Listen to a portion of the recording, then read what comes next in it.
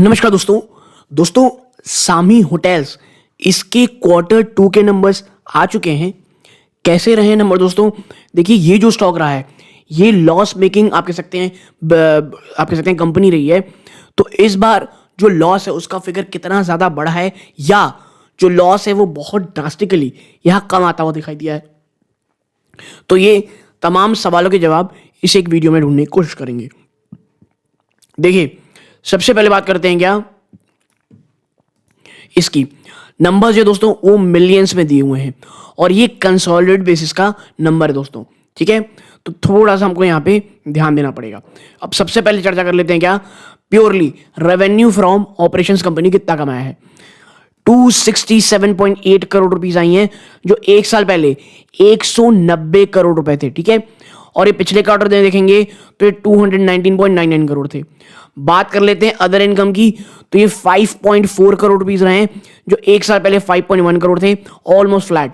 आप इन दोनों को जोड़ लें तो total income purely on revenue आप कह सकते हैं ऑपरेशनल फ्रंट में, ठीक है, रोजमर्रा के जो बिजनेस के कार्यक्रम हैं उसके सामने अगर आप पाएंगे तो टोटल इनकम 273.2 करोड़ आई है जो एक साल पहले ना दोस्तों 195.8 करोड़ थी और पिछले क्वार्टर में 223.2 करोड़ रुपीस थी दोस्तों। ठीक है, तो ये आपकी टोटल इनकम निकल के आई है। यानी और देखिए, ये एक सीजनल बिजनेस है क्योंकि होटल बिजनेस है तो हमको इसमें ईयर ऑन ईयर देखना है। तो ईयर ऑन ईयर अगर आप देखोगे तो आप पाओगे कि भाई 195 करोड़ से आपका बिजनेस जंप होकर के 273 करोड़ हो गया है और क्वार्टर ऑन क्वार्टर जो 223 करोड़ थे वहां से बढ़ गए 273। यानी ऑपरेशन फ्रंट में कंपनी ने काफी शानदार काम किया दोस्तों। ठीक है, अब बात कर लेते हैं क्या वो है एक्सपेंसेस की। ठीक है, सबसे पहले आता है cost of material consumed, 20 crore रुपए है दोस्तों। कितना? 20 करोड़, जो एक साल पहले मात्र 15 करोड़ थी। तो यहां एक बहुत बड़ा जंप आया है खर्चे में। पिछले क्वार्टर में मात्र 16.5 करोड़ थी। बात कर लेते हैं क्या एम्प्लॉय बेनिफिट एक्सपेंस की, 44.8 करोड़ है जो एक साल पहले मात्र 29.9 करोड़ था। यानी इसमें आपका जो जंप है एम्प्लॉय बेनिफिट एक्सपेंस में वो बहुत ज्यादा बढ़ गया है। अब शेयर बेस्ड पेमेंट आप देखेंगे तो इसमें 11.4 करोड़ की रही है जो पिछले क्वार्टर में लगभग 11.4 करोड़ थी, एक साल पहले ये नील थी। तो यहां 11 करोड़ का ईयर ऑन बेस पे कुशन देखने को मिल रहा है। बात करें अदर एक्सपेंसेस की तो ये इस बार 105.9 ऑलमोस्ट 106 करोड़ में आए हैं जो एक साल पहले मात्र 83 करोड़ था। लेकिन भैया आपका धंधा भी तो बढ़ा है मोर देन 30%। ठीक है, और जब हम इन तमाम चीजों को देख के earning before finance cost depreciation amortisation देखते हैं 903 करोड़ रुपए में आती है दोस्तों। किसमें? 903 करोड़। यानी आप यहां पर जब प्योरली ऑपरेशनल फ्रंट में आओगे ना तो आपको 90 करोड़ का यहां प्रॉफिट हुआ है। मैं ऑपरेशनल फ्रंट की बात कर रहा हूं जो एक साल पहले आपका 67 करोड़ रुपीस का प्रॉफिट था और पिछले क्वार्टर में ये मात्र 54 करोड़ था। परेशान क्या कर रही है? परेशान इस कंपनी को इसका फाइनेंस कॉस्ट कर रहा है जो इस बार 65 करोड़ में आ गया दोस्तों। ठीक है, और धीरे धीरे ना ये कर्जा कम हो रहा है। एक साल पहले ये 122 करोड़ था जो घट के मात्र 65 करोड़ हो गया है और पिछले क्वार्टर में ये आप कह सकते हैं 114 करोड़ थे।